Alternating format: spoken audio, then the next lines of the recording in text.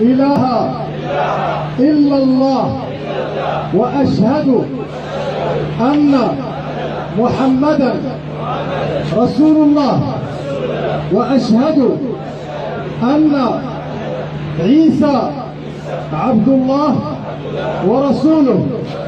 الله أكبر. So, tatagalugin natin para maliwanagan ninyo, no? Tatagalugin natin isa pa. Sumasaksi ako na walang ibang Diyos na dapat sambahin maliban kay Allah ang tagapaglikha. At sumasaksi din ako na si Muhammad ay sugo at propeta ni Allah.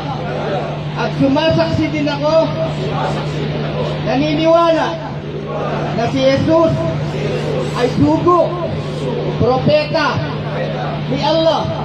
Allahu Akbar. Ang Diyos ay dakila. Ibig sabihin ng Allah.